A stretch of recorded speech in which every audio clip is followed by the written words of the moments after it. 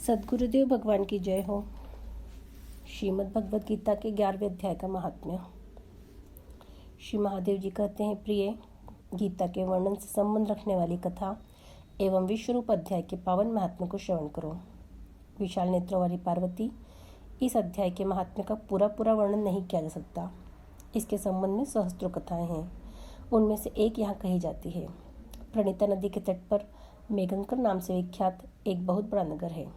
उसके चहारदीवारी और गोपुर बहुत ऊंचे हैं। वहाँ बड़ी बड़ी विश्रामशालाएं हैं जिनमें सोने के खंभे शोभा दे रहे हैं। उस नगर में श्रीमान, सुखी, शांत, सदाचारी तथा जितेंद्रिय मनुष्य का निवास है। वहाँ हाथ में शांग नामक धनुष धारण करने वाले जगदीश्वर भगवान विष्णु विराजमान हैं। वे परब्रह्म के साकार स्वरूप हैं। संसार के नेत्रों को जीवन प्रदान करने वाले हैं। उनका गौरवपूर्ण श्री विग्रह भगवती लक्ष्मी के नेत्र कमलों द्वारा पूजित है। भगवान की वह झांकी वामन अवतार की है। मेघ के समान उनका श्यामवर्ण तथा कोमल आकृति है। वक्षस्थल पर श्रीवस्त्र का चिन्ह शोभा पाता है। वे कमल और वनमाला से विशोभित है। अनेक प्रकार के आभूषणों से सुशोभित हो भगवान वामन रत्नयुक्त समुद्र के सदृश जान पड़ते हैं। पीताम्बर से उनके श्याम विग्रह की कांति ऐसी प्रतीत होती है मानो चमकती हुई बिजली से घिरा हुआ स्निग्ध मेघ शोभा पा रहा हो। उन भगवान वामन का दर्शन करके जीव जन्म एवं संसार के बंधन से मुक्त हो जाता है। उस नगर में मेखला नामक महान तीर्थ है जिसमें स्नान करके मनुष्य शाश्वत वैकुंठ धाम को प्राप्त होता है। वहाँ जगत के स्वामी करुणा सागर भगवान नरसिंह का दर्शन करने से मनुष्य 7 जन्मों के लिए किए हुए घोर पाप से छुटकारा पा जाता है। जो मनुष्य मेखला में गणेश जी का दर्शन करता है वह सदा दुस्तर विघ्नों के भी पार हो जाता है। उसी मेघंकर नगर में कोई श्रेष्ठ ब्राह्मण थे जो ब्रह्मचर्य परायण, ममता और अहंकार से रहित, वेद शास्त्रों में प्रवीण, जितेंद्रिय तथा भगवान वासुदेव के शरणागत थे। उनका नाम सुनंद था। प्रिय, वे शांग धनुर्दर्शन का धारण करने वाले भगवान के पास गीता के 11वें अध्याय विश्व रूप दर्शन योग का पाठ किया करते थे। उस अध्याय के प्रभाव से उन्हें ब्रह्म ज्ञान की प्राप्ति हो गई थी। परमानंद संदोह से पूर्ण उत्तम ज्ञान में समाधि के द्वारा इंद्रियों के अंतर्मुख हो जाने के कारण वे निश्चल स्थिति को प्राप्त हो गए थे और सदा जीवन मुक्त योगी की स्थिति में रहते थे। एक समय जब बृहस्पति सिंह राशि पर स्थित थे, महायोगी सुनंद ने गोदावरी तीर्थ की यात्रा आरंभ की। वे क्रमशः वीरस तीर्थ, तारा तीर्थ, कपिला संगम, अष्टतीर्थ, कपिला द्वार, नरसिंहवन, अंबिकापुरी तथा कर स्थानपुर आदि क्षेत्रों में स्नान और दर्शन करते हुए विवाह मंडप नामक नगर में आए। वहां उन्होंने प्रत्येक घर में जाकर अपने ठहरने के लिए स्थान मांगा, परंतु कहीं भी उन्हें स्थान नहीं मिला। अंत में गांव के मुखिया ने उन्हें एक बहुत बड़ी धर्मशाला में दिखा दी। ब्राह्मण ने साथियों सहित उसके भीतर जाकर रात में निवास किया।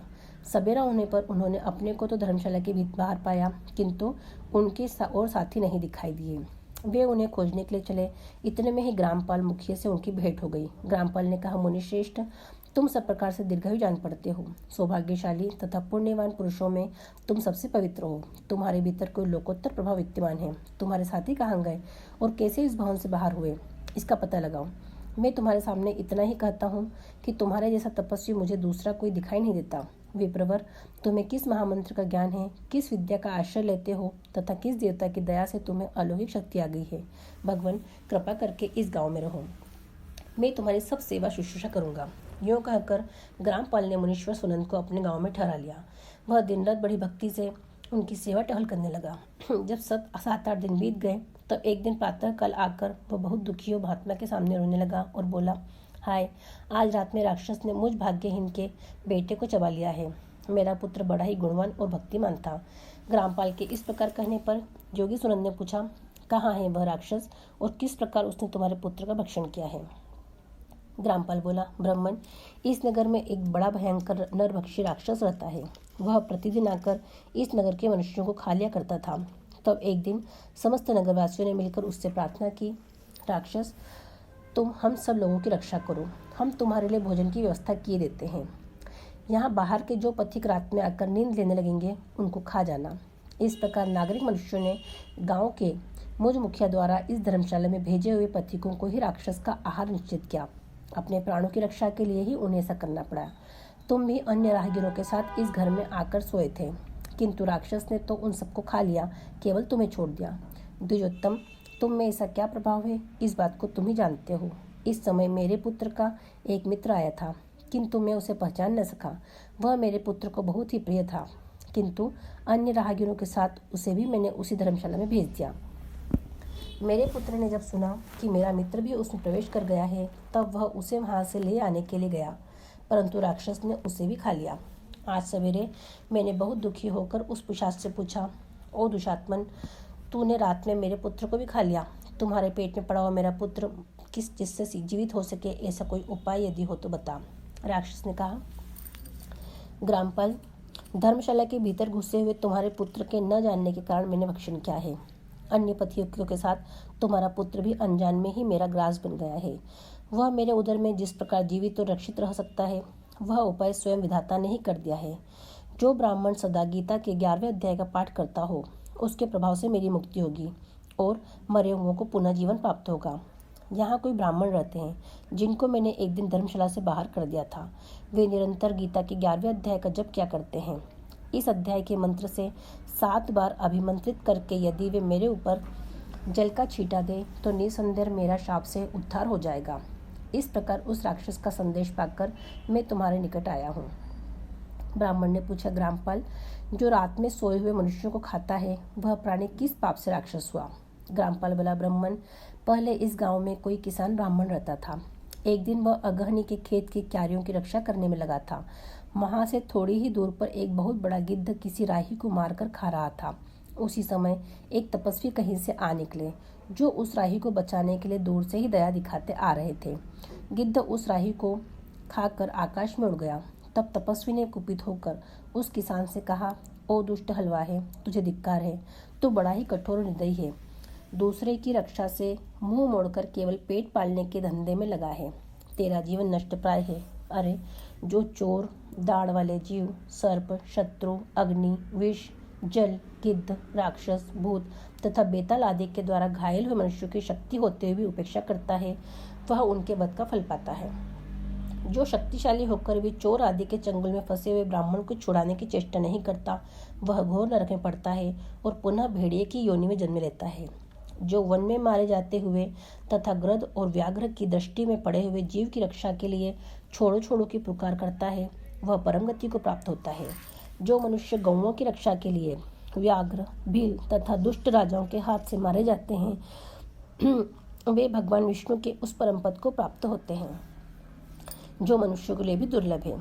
सहस्त्र अश्वमेध और 100 वाजपेयी यज्ञ मिलकर शरणागत रक्षा की 16वीं कला के बराबर भी नहीं हो सकते।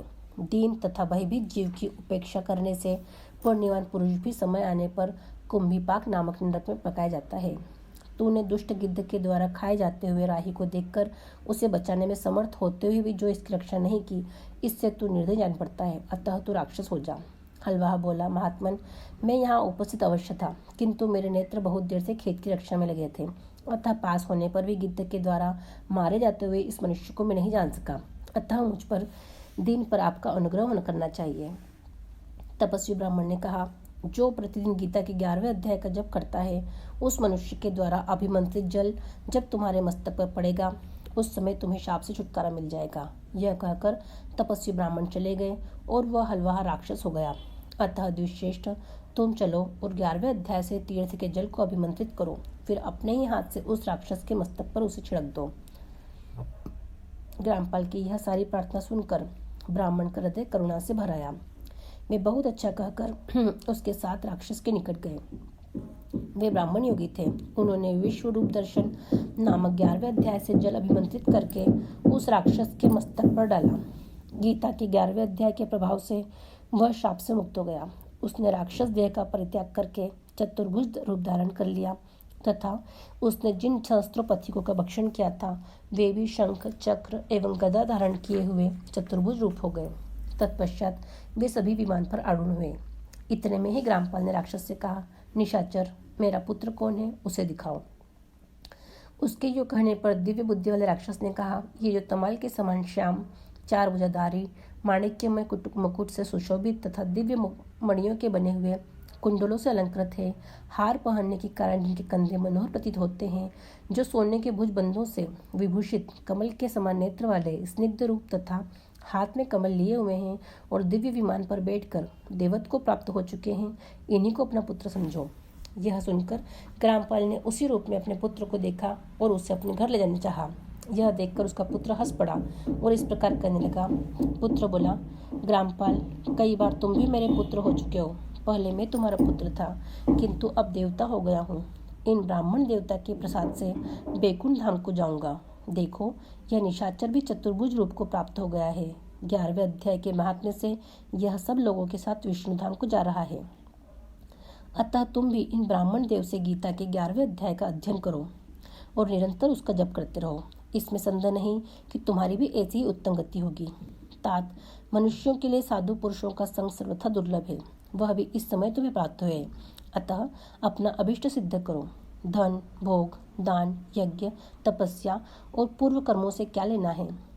विश्वरूप उपाध्याय के पाठ से ही परम कल्याण की प्राप्ति हो जाती है। पूर्ण आनंद संदोह स्वरूप श्री कृष्ण नामक ब्रह्म के मुख से कुरुक्षेत्र में अपने मित्र अर्जुन के प्रति जो अमृत में उपदेश निकला था, वही श्री विष्णु का परम तात्विक रूप है। तुम उसी का चिंतन करो। वह मोक्ष के लिए प्रसिद्ध रसायन है। संसार भय से डरे हुए मनुष्यों की आदि व्याधि का विनाशक तथा अनेक जन्म के दुखों का नाश करने वाला है।